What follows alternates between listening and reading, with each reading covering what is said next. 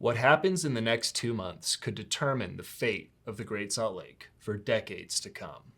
Hi, I'm Joe from the Great Salt Lake Waterkeeper, and this is Liquid Courage, a no-bull series about water in Utah. Forces inside the Utah Legislature are moving forward with their long-standing plan to dry up the Great Salt Lake, while tricking the public into thinking Utah has a plan to save it.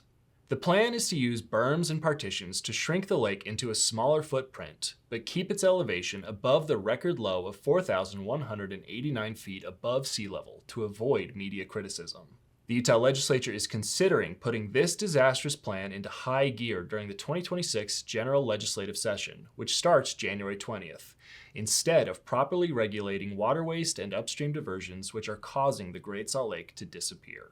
Utah legislators have been studying locations to build berms for several years, and they've passed legislation to authorize berm construction anywhere on the lake. The Speaker of the House floated the idea again in 2025, and legislators ran a bill in August which would allow Utah to dry up the north arm of the lake, which is further from the public eye than the south arm of the lake, which is closer to major population centers.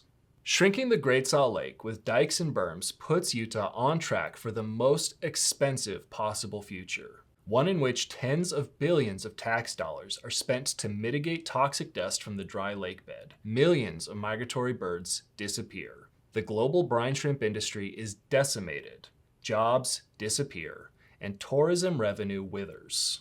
This terrible plan is hidden behind a smokescreen of ridiculous propaganda that Utah will save the lake by the Olympics.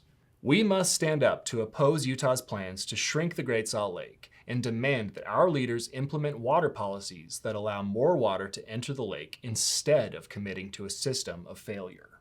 This brings me to this comment left on a previous Liquid Courage, in which someone asked what we recommend to young people who feel like they have no resources to help. It's a really good question. It's easy to feel powerless in the face of wealthy or influential people working to dry up the Great Salt Lake.